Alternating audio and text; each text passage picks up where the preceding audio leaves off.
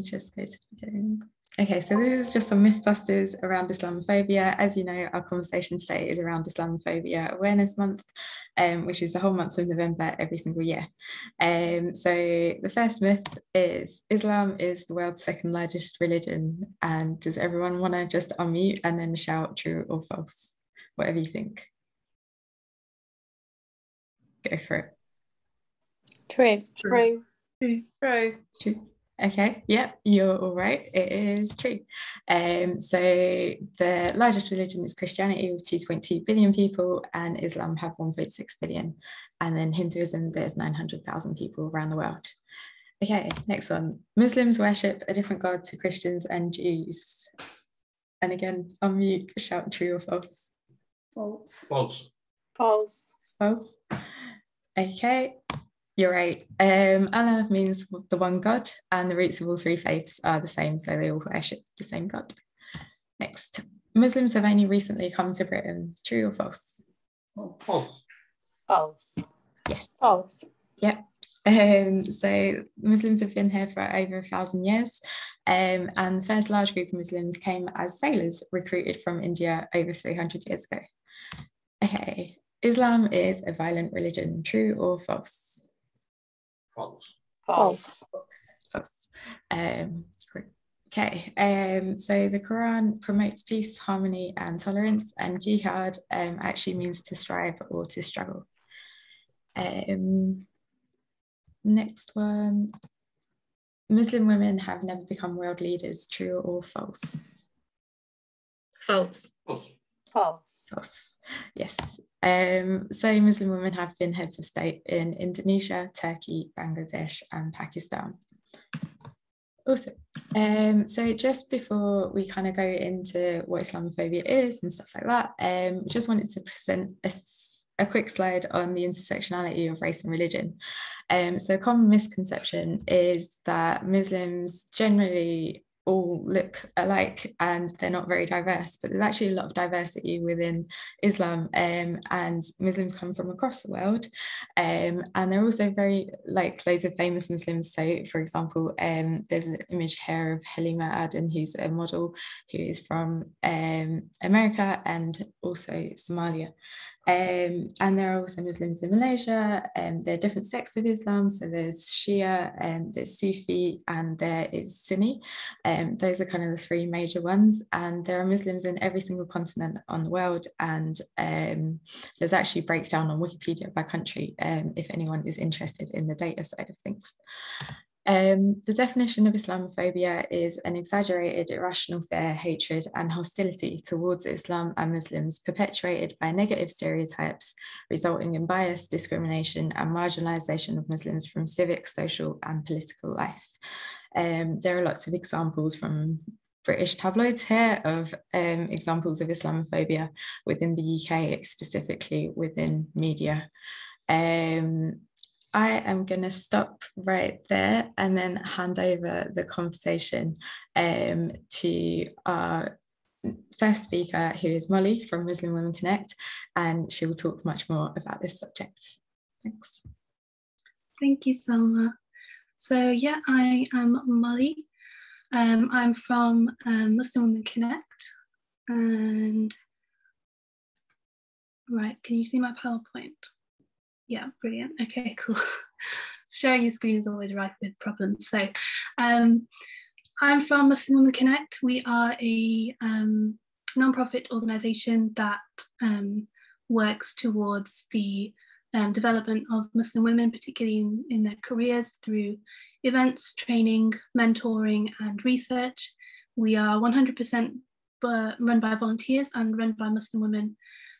So our organisation is for Muslim women and by Muslim women, and we were founded in 2016 by Muslim women who wanted to make a change and take action against the injustices that they observed in their own lives and in the lives of people they knew for Muslim women at work. So I also thought it's a good place to start with the definition of Islamophobia. So interestingly, I have a different definition here. And currently there is no legally binding definition of Islamophobia. which is an issue that I will come on to later. But so this actually really makes it difficult for Islamophobia to be recognised and therefore tackled. But there is currently a working definition kind of going through Parliament, and this is by the All-Party Parliamentary Group on British Muslims. And so the working definition of Islamophobia that they are kind of presenting and working on at the moment is that Islamophobia is rooted in racism, and it's a type of racism that targets expressions of Muslimness or perceived Muslimness. So I think this is really interesting because it kind of raises the question, is Islamophobia really to do with religion, or is it to do with race and racism? So these are interesting questions to think about, and I'd really recommend you looking into these issues more deeply, and I'll share links and so on after the presentation. So Islamophobia, if we're thinking about it as a form of racism, it's also going to be come in different forms. And so, you know, these things can be visible and invisible. And I think this is a really interesting graphic. This is from the Muslim Council of Britain. And it just highlights that Islamophobia is this massive iceberg where, you know, just a few things are visible. And then there's so much going on underneath the surface that you might not necessarily be aware of or be able to kind of put your finger on. So the forms of Islamophobia that we are most maybe aware of are going to be hate crime, so verbal and physical attacks, and maybe kind of discrimination as well. So discrimination in the workplace, in education and so on. Then there's also all these other aspects and manifestations of Islamophobia. So marginalization, exclusion from society, from organizations, stereotyping, as we saw in those headlines from British tabloids, and unfortunately British broadsheets as well. You know, newspapers that have a good reputation are not, you know, absolved of Islamophobia. And then also these microaggressions, so they all come in at an organizational level, and then structural Islamophobia that comes really from the top down. It's all these systems working together, so government, corporations, media, etc. So what is Islamophobia in practice? How does it kind of manifest? So I'll go through these kind of depressing statistics and so on, and then I'll jump into some actions that we can all take to combat these. So it's not all doom and gloom. So the Muslim Council of Britain kind of has tiered Islamophobia in a way, so divided it between internal, interpersonal, institutional and structural Islamophobia. So I'm going to walk through each of these and then again talk about actions for each of these types of Islamophobia. So internal Islamophobia is Islamophobia that is thought and felt internally. It's in our internal worlds, it's our worldview, and it is the distrust, fear or hatred of Muslims or Muslimness. So a very scary statistic is that 35% of the British public believes that Islam poses a threat to the British way of life. So you can see that real fear and real distrust is not uncommon. In fact, it's extremely common. And I also wanted to kind of highlight that you don't need to be a bad person to be affected by internal Islamophobia. Just like you know, racism and white supremacy, we are fed these ideas from a very young age.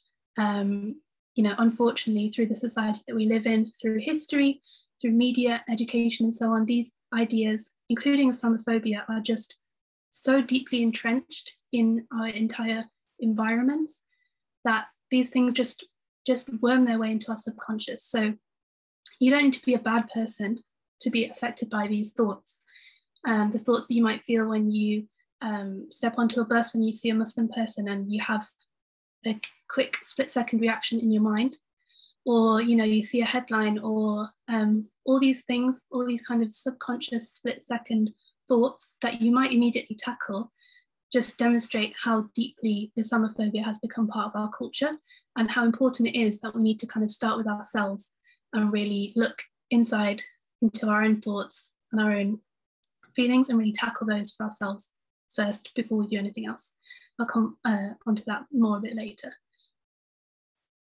So the second tier is interpersonal Islamophobia. So this is when we start to act on the Islamophobia that we have entrenched in our subconscious. So this interpersonal Islamophobia is exactly what it sounds like. It's when Islamophobia acted on or through words or actions from one person to another. So we're still talking at quite a micro level here. So this is going to be the things like hate crime or prejudice, microaggression, offhand comments about women who wear the hijab, or Muslims not drinking, or likening your Muslim colleague to somebody who's in the headlines for something. So this is really, again, the more visible form of Islamophobia, as we saw in the iceberg. So just a statistic for you is that according to a report by the Home Office, although Muslims make up no more than 4.8% of the UK population, they are the target of almost half of recorded religious hate crimes. So that is a huge statistic, and just demonstrates that although there are many forms of hate that we do need to tackle, Islamophobia is genuinely an emergency right now, and it's a huge, huge issue that we all need to come together and fight. So the next tier up is institutional Islamophobia. So this is within organizations or within groups and boards and things like this. So this is where individuals come together.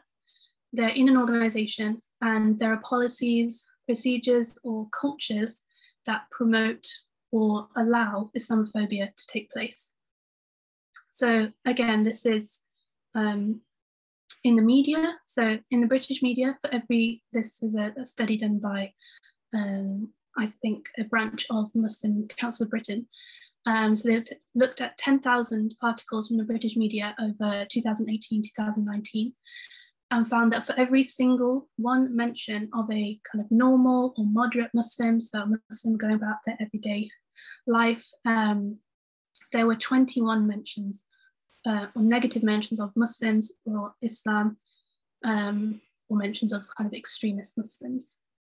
So this is at an institutional level within newspapers who allow this kind of misinformation and this bombarding of negative images of Muslims. It's the same in workplaces. We see Islamophobia in workplaces, in organizations. So again, a study was done and the same CV, exactly the same, was submitted to the same organizations. One CV had a Muslim sounding name and one CV had a non-Muslim sounding name. And the Muslim name was 3 times less likely to receive an interview.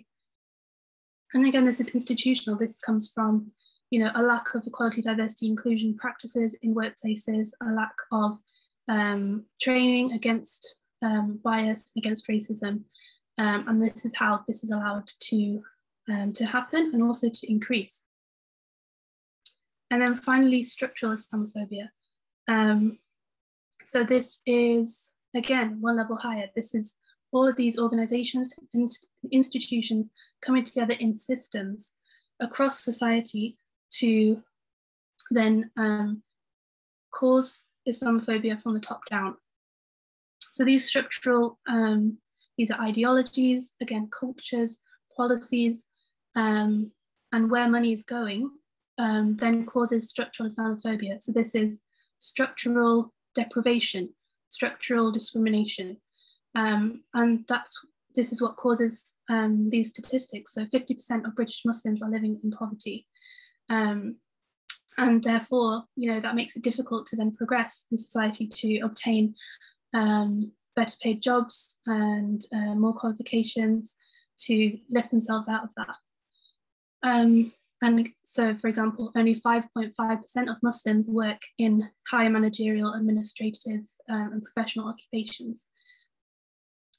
So these kind of deprivations also cause a structural lack of integration, because Muslims are, generally, I think 50% of Muslims live in the top 10% most deprived areas of the country. So they are 50% of Muslims are trapped in these most deprived areas with no means of moving to more affluent areas. So that's going to mean that other communities and other populations, other groups aren't going to have the opportunity to interact with those people and therefore challenge some of the assumptions that they might have. So that's the negative reality of Islamophobia in the UK right now.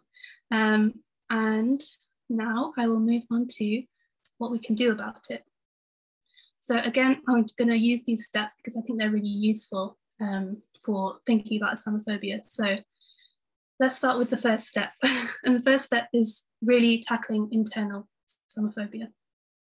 So as I said, you can be a good person and be affected by these horrible ideologies and kind of cultures that we have in our society, just as we all are affected by racism and white supremacy, and we need to tackle these things inside of us. Islamophobia is the same. So really the first step is to educate yourself, to learn about Islam. I'm not saying you need to do a deep dive, but just to learn the basics, to understand what Islam is actually about.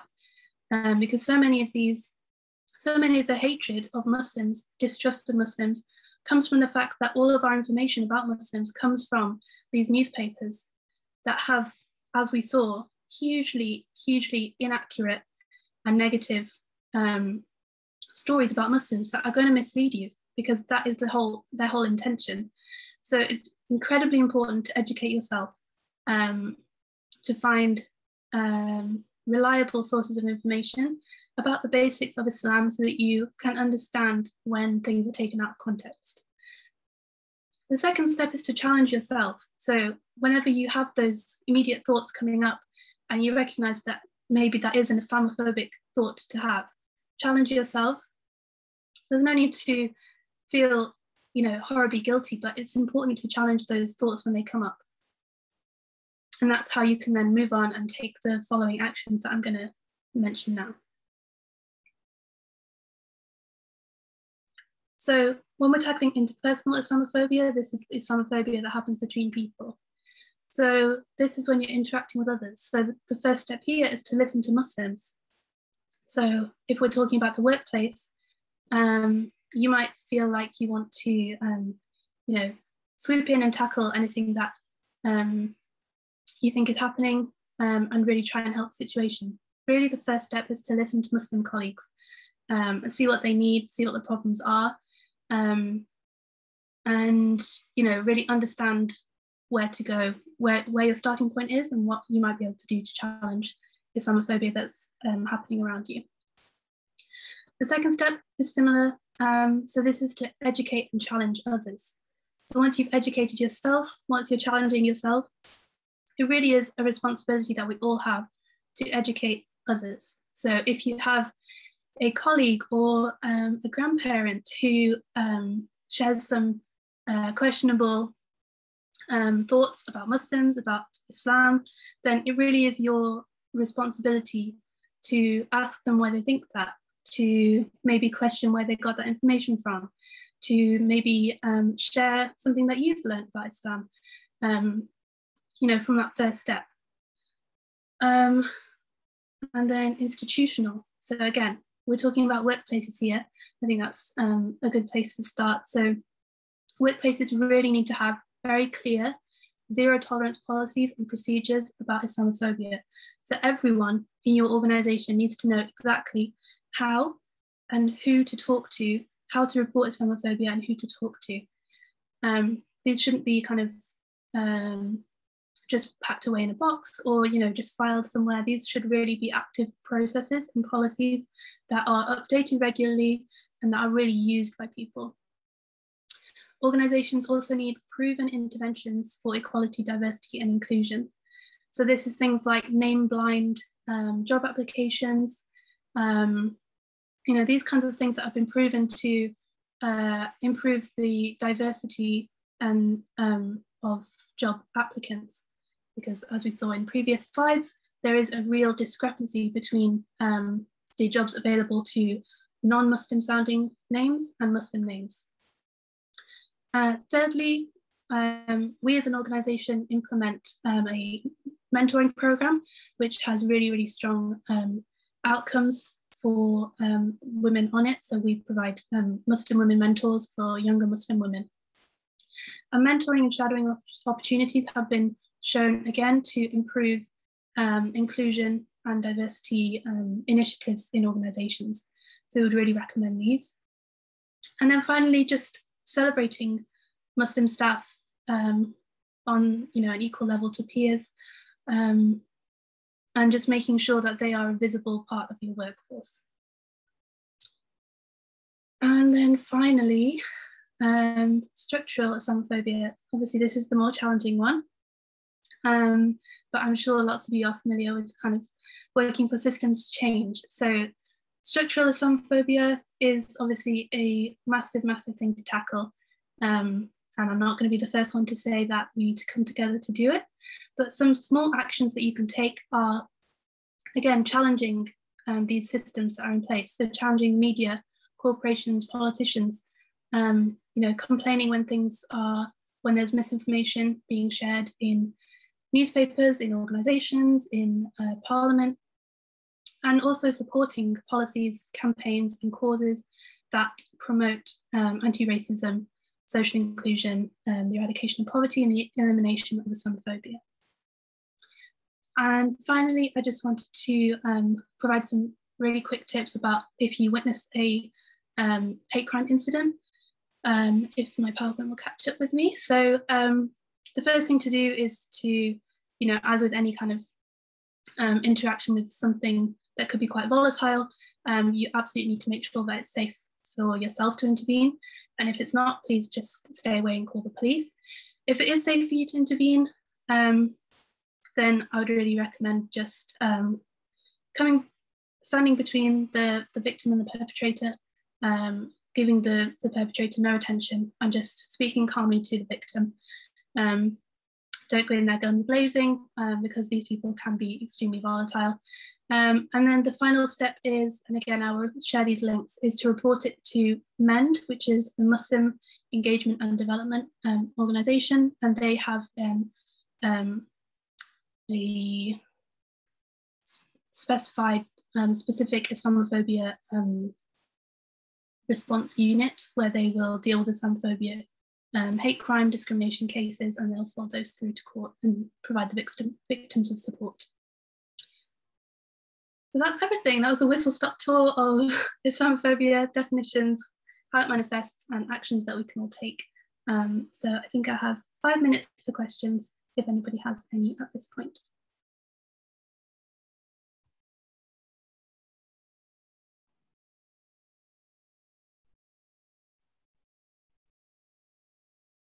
Do you want me to pick on people, Salma? Go for it. Yeah, if you're happy. Yeah, Lisa? Thanks so much, Molly. That was really, really informative and great to hear some of the kind of different levels of actually different levels of Islamophobia. One I wanted to pick up on, and I think other people would agree, is one of the most difficult is challenging your family and people in your life, even like in-laws and things like that. Because it's easy just to kind of go, oh well, they're of a different generation, and this is how they think. It's it's difficult to challenge. It's just wondered if you had some advice about how to do that sort of gently in a way that sort of maybe plants a seed that kind of maybe can inform people, but without kind of direct challenge in a way. Sorry, my internet cut out for a second. Was your question how to talk to older people? Well, yeah, just saying I think one of the difficult ones that you highlighted in your talk was sort of challenging family members and people in your life who maybe hold Islamophobic views, and just how you can do that in a way that's not sort of confrontational, but more kind of planting a seed and helping to inform people, because that's one I find a bit more tricky. Yeah, definitely. No, completely understandable. So I think it's definitely good to approach these. I mean, it depends, I think, if you are able to approach it in a kind of new conversation, or if you're challenging something that somebody's already said. So I think if you know somebody has these kind of views and you're able to kind of bring in these, actual facts and actual examples of people, or, positive news stories, and you're able to bring those in at a different time, I think that is a really powerful thing to do. Just like exactly as you say, planting a seed, like, oh, maybe they're not all quite so bad.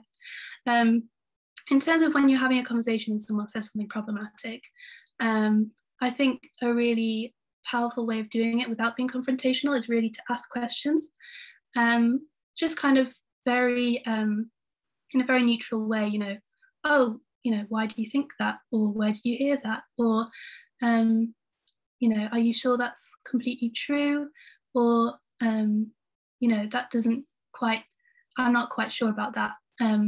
Those kind of ways of encouraging them to think a little bit more about it, because so often I think people just kind of repeat things they've already seen or heard. I know people in my family do. So I think asking questions and just encouraging a little bit more thought is a good way to go about it. But it is a very challenging thing to do. Thank you. Jennifer? Hi. I echo Lisa's, thanks for the talk. It's very interesting and an important topic. I may be echoing her question as well, but I think something just more widely, which isn't necessarily just unique to Islamophobia, but other biases that we have in our organisation.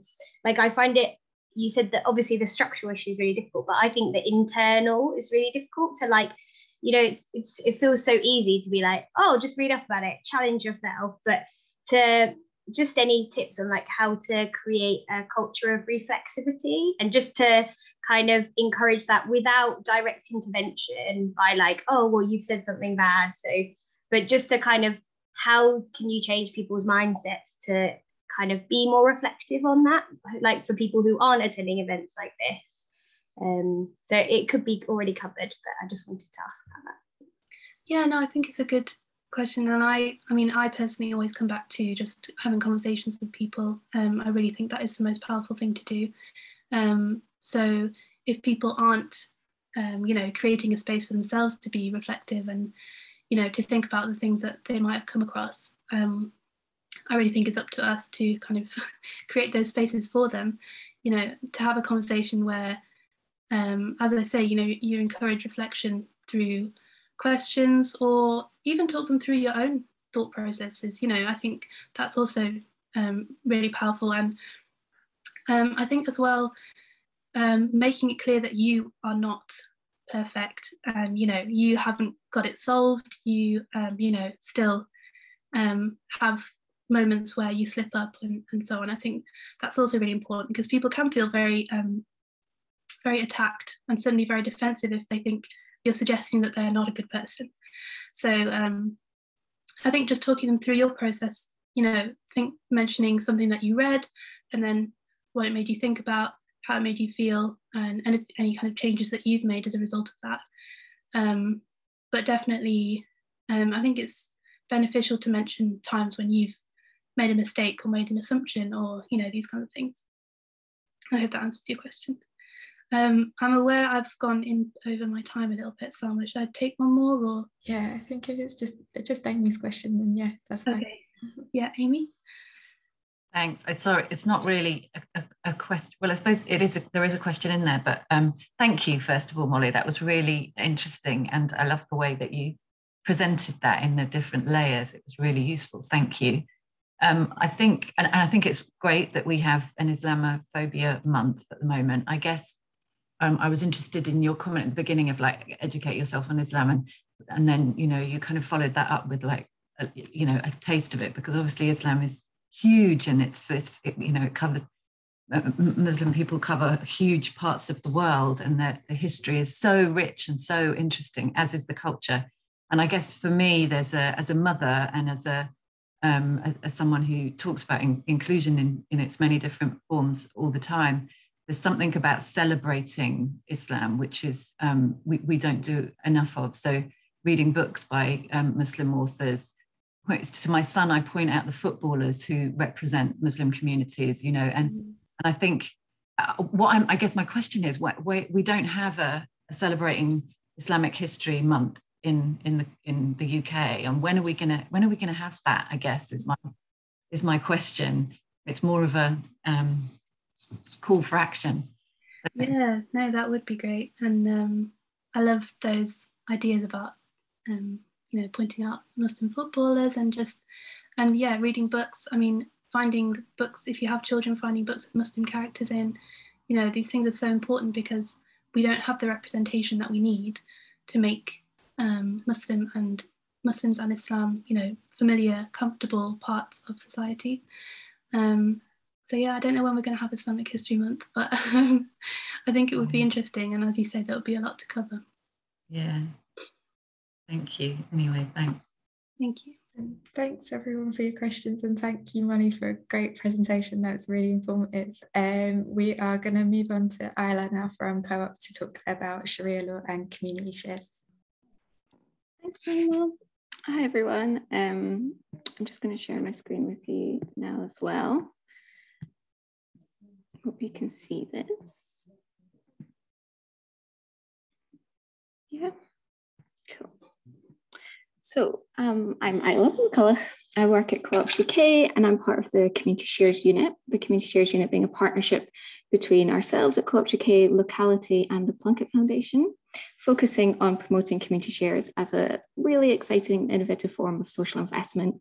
Salma invited me here today after I did a really 30-second update on this project to the Social Investment Forum. And she was like, can we learn more about that? So yeah, really happy to do this. We're sort of midway through a project right now. I'm sending apologies from Faraz Adam from Amana Advisors. He wished he could be here today to talk about the project in more detail, but I'm sure we will be running more events on this as the project progresses as well. I'm going to do a little bit of background on community shares for those who maybe don't know that much about it, and then talk about our project with Amana and Faraz on Sharia compliance for community share offers. This project is funded through the Connect Fund, which is obviously supporting the social investment sector in a diversity of ways as well. So this project kind of started, so we run a small, in the grand scheme of things, but still quite significant social investment fund called the Booster Fund, where we match invest into community share offers across the country. And Bradford Trident set up a community energy scheme called Bradford Community Energy to put solar panels on the roof of a community building. And they were obviously there's quite a strong Muslim population, very active in the community in Bradford, and they were interested in making their share offer Sharia compliant. But what happened is we managed to get some funding for Amana Advisors to do an assessment of their share offer once it had launched. And it really evidenced to us that you can't just retrofit Sharia compliance onto your share offer. It has to start from founding principles.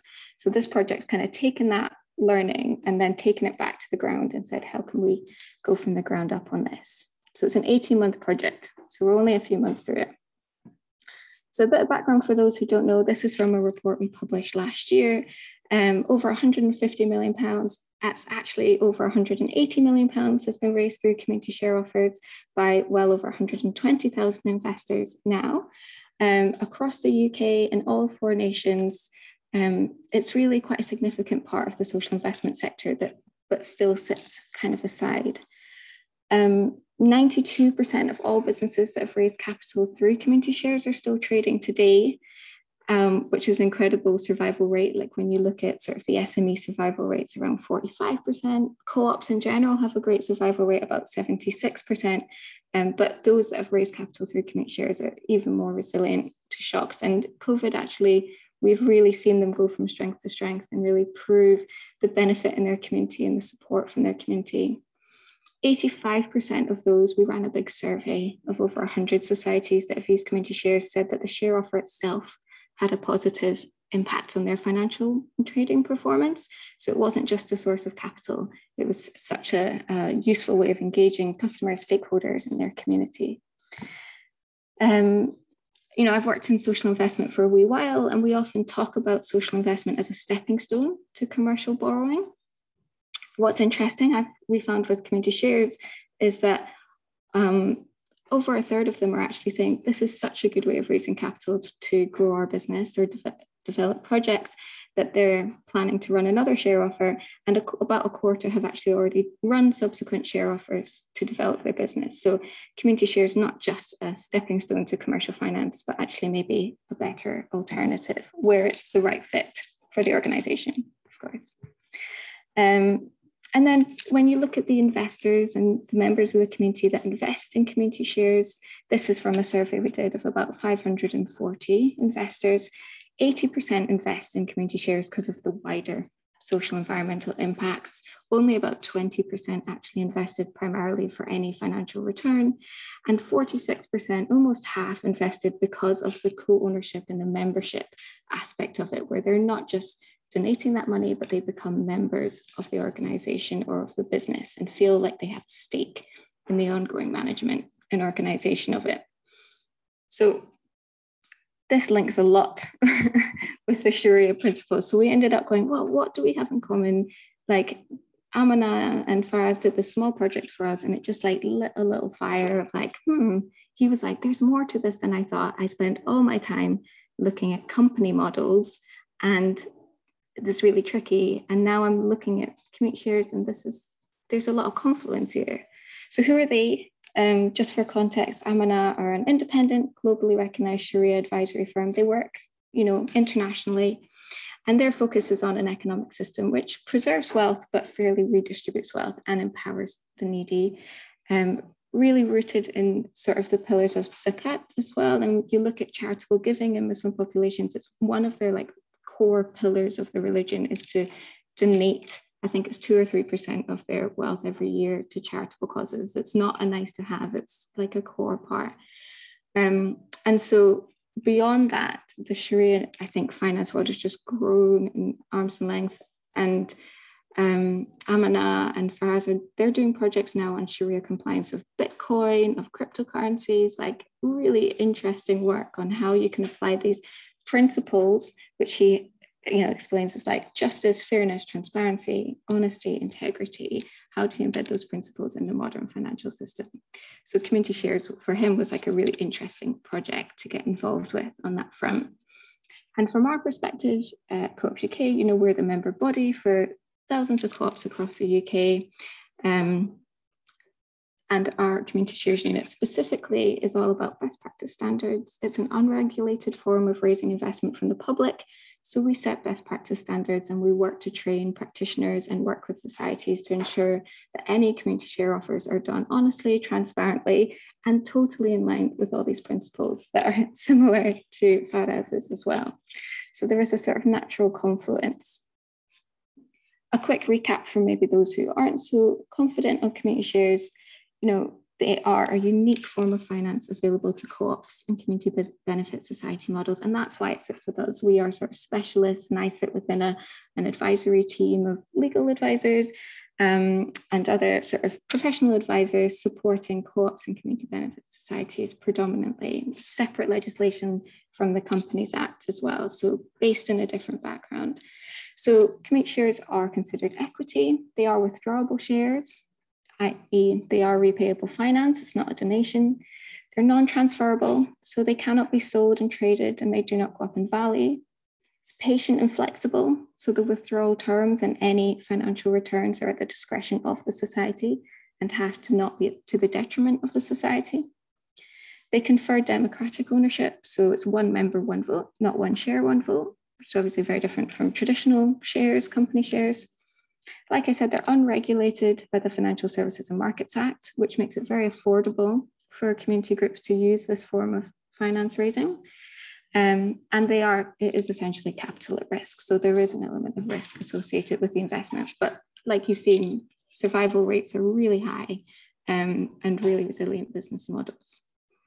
So they're available to cooperative societies, community benefit societies, and charitable community benefit societies. And all these models are registered by the Financial Conduct Authority, by the FCA, under the Co-op and Community Benefit Societies Act. So this is where there is that divergence. And for Faraz, he was like, oh, I've never even heard of societies. This is different from company law. Let's navigate this. Let's see. So our project progression to date has been sort of scoping out the potential for Shariah compliant community shares and making sure there was enough kind of shared ground that it was worth going into more detail. And then if you want to register a society, you have to use what's called a set of model rules. It's not like a company or a KIC where you can kind of mod things more easily.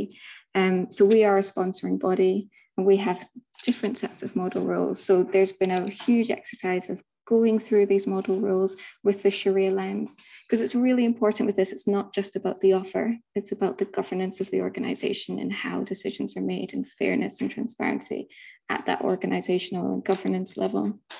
And then what we're hoping to do is draft up specific versions to our model rules that are Shariah compliant with associated guidance and support. Hopefully get the FCA to approve those, and we're working closely with them on that process. And then develop Shariah compliant community share standard mark framework. So that's our sort of kite mark for best practice, making sure all that information and sort of assessment framework is there.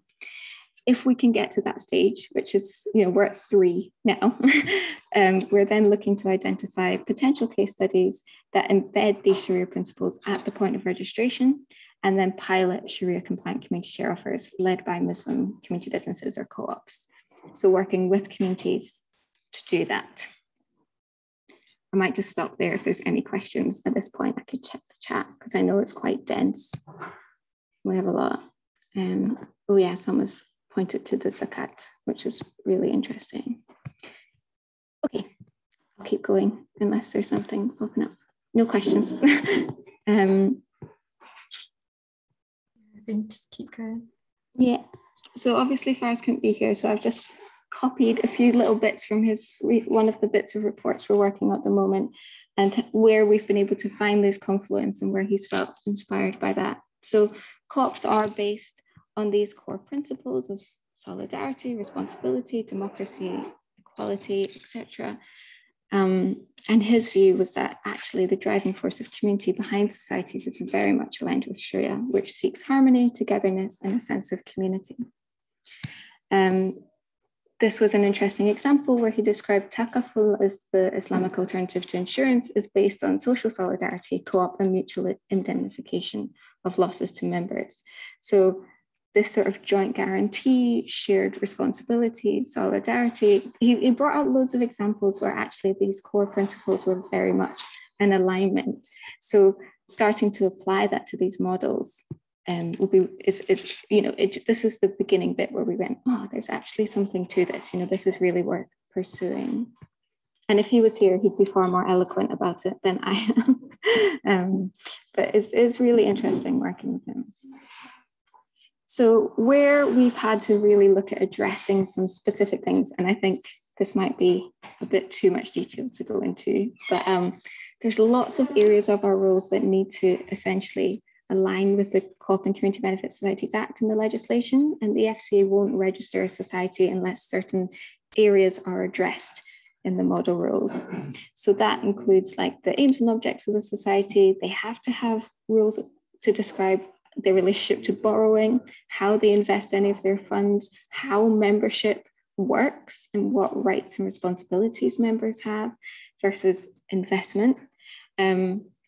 What happens to share capital? Quite often it can be transferred to loan stock, and that's problematic. Looking at how you calculate the value of shares was really important to Faraz in terms of valuing the business, and generally that fairness of your membership strategy and the management of the membership was really crucial for him. And then the big thing for us, obviously, is that interest on share capital. It really operates in such an awkward grey area. So interest on share capital from a community shares perspective is normally only paid if the society can afford it. That's how it works. And quite often that's based on the previous year's annual accounts and what's affordable. Even if they have projected an interest rate in the initial share offer, they are not obligated to pay that unless it works for the society. But his view on it is that, yes, that post-surplus calculation is valid. And actually that's kind of fits much better than any debt and interest payments, which are really hard to disentangle. But the FCA their wording of it is still problematic to him. So we're in this world of negotiating this. And then likewise, because the co-op model allows for distribution of dividends and surplus to members who have an economic transaction with the co-op, that might actually turn out to be a slightly better model than the traditional community shares model. So we're sort of going through this process of like, is it a wording thing? Can this be described in guidance notes and be explained in a way where it's non-committal initially, or it's a targeted rate, but it's, you know, it's based on ultimate surpluses? Or is it going to have to be that we'll use a cooperative model that's maybe multi-stakeholder that enables the distribution of dividend, but it works similarly to community shares on paper?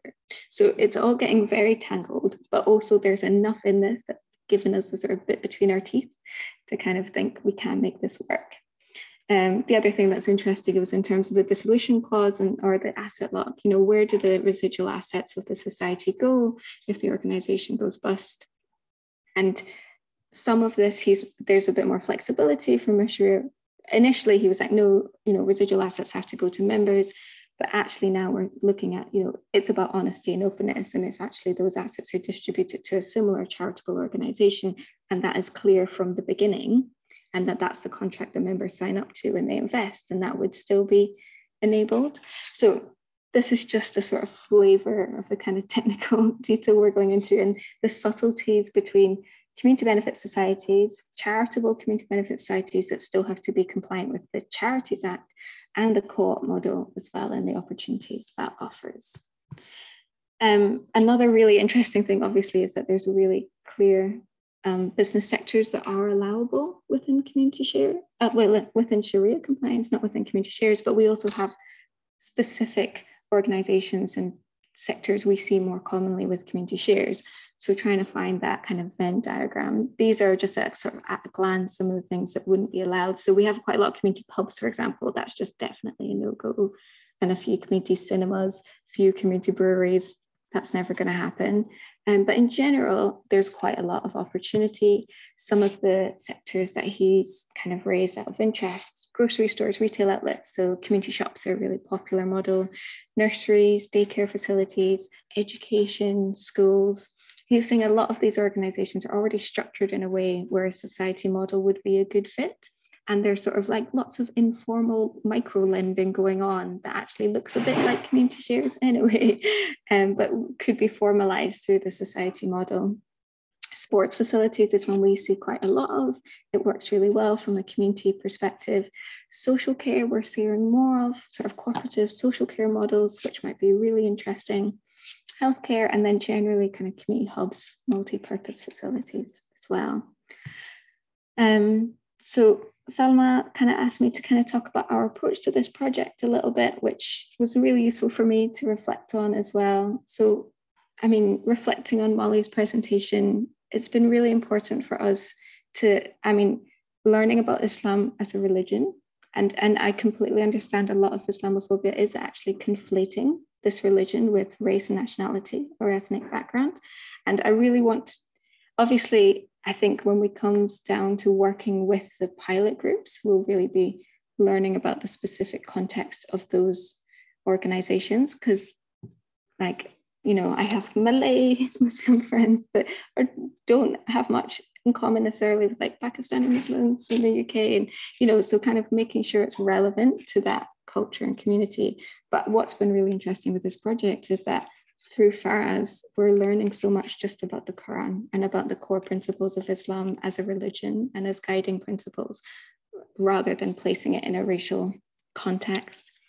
Really, it's an equal partnership. He knows so much. We could never do this project without him. This is not about saying, how can we help you? This is us saying, we both have our bits of knowledge. How can we share this and work together? Because we could never do this without each other. And then at the end of the day, when it comes to the pilot projects, like I've said, I really think it's a priority for us to work with Muslim community businesses to embed these principles at the core of their organization, and not, because it's so much work, it's not efficient for it just to be an add-on. If somebody says they want to be more diverse and inclusive, this has to be pretty entrenched. And so, yeah, that's really important to us. We're not going to force this onto other organizations. Though I am being approached by, obviously, lots of community share offers want to appeal to broader communities. I think that will be like the longer term goal.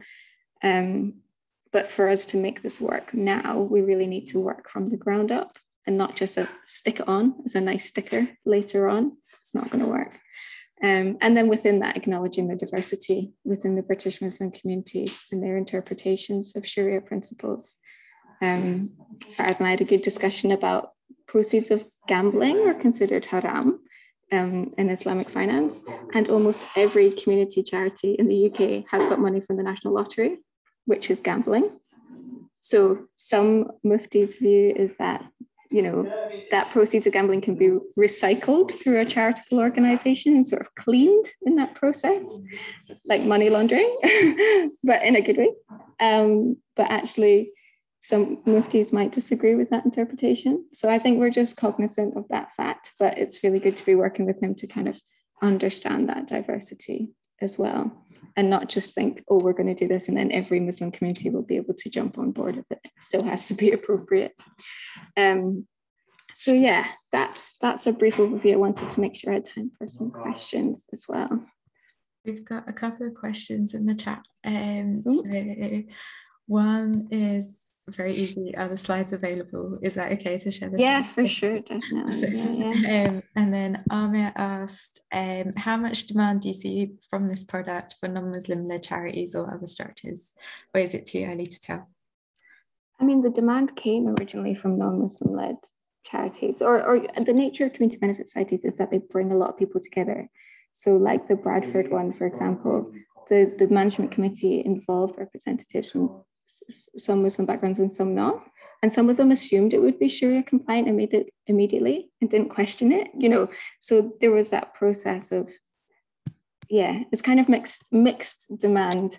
I don't think it's huge, but I think once you suggest it's a possibility, a lot of our groups have gone, actually, yeah, that would be amazing. How do we do that? We didn't realize we weren't being inclusive is a lot of the stuff. We promote community shares as a really inclusive form of raising finance because most of the time the minimums are really low. You know, we know from the survey that the majority of community shares investors actually earn less than the average UK income.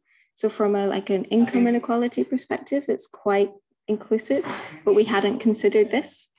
So yeah, this has been a really useful challenge for us. One from Chloe that says, how difficult was it to get this project started from an internal perspective within your organisation? And has there been a lot of interest from Muslim-led charities to get involved with Sharia-compliant community share offers? How difficult was it to get it started? It was definitely a bit of a challenge, and there was I don't think within Co-op UK, I think Co-op UK were really, really supportive of it in general, and it was just, how do we make it happen? I think from the community shares world more broadly, there was a bit of cynicism because we work really in partnership with a lot of practitioners and a lot of partner organizations. There was an element of like, oh, is it going to be worth it? And I think a lot of the questions that are coming up here kind of link to that, like, what is the demand? But I think if Faraz hadn't driven it as well, so I wouldn't be, I don't know if I'd be pushing it in the same way because I'm naturally like interested and kind of nerdy about it. So I'm really happy to get under the skin of it. But some people just want it to happen. And I don't think even the funders fully appreciate how detailed you have to go into. And it's like, how do you get, you know, legislation, Charities Act, Co-op and Community Benefit Societies Act to align with Sharia law and Sharia principles that are relatively immutable from Faraz's perspective as well. And Connect have now been really understanding, and they've said, you know, if this turns out to be purely an academic exercise, it's still worth it because you are taking the time to properly work out why it's possible or not. Whereas I think some people wanted a quick fix, like if it's not easy, let's not bother. So I've really appreciated the support internally. And I'd say like my colleagues in the advice team who know even more about the legislation have totally got behind it and said, yeah, let's do this. Let's see if we can make this work. It's really interesting. But we wouldn't have done that as well if Faraz wasn't so keen. And he wasn't going, I'm getting approached by charities and community groups trying to raise finance and they can't really raise ethical finance or social investment through traditional social investors. So it's not that there's a demand for community share offers, but there is a demand for something different. because currently the interest-bearing social investment models don't fit. So they just think it's not for them. And if we can find a way to make this work, then it becomes an alternative that they didn't know existed. That can be really exciting, you know. I hope that answers the question. Yeah, I think that's it for questions. Just in the interest of time, I'm gonna end it there. I'm just gonna end it with a quick poll, if that's okay. So if everyone's got 2 seconds, I'm just gonna launch a poll. It'd be great to get your feedback if you're happy to. There's only 2 questions. And I hope everyone can join me in saying thank you to Isla for a great presentation, and also to Molly as well for your presentation too. Thank you everyone for coming along as well. Thanks. Thank you. Thank you. Thanks everyone. Have a great day. Okay, bye.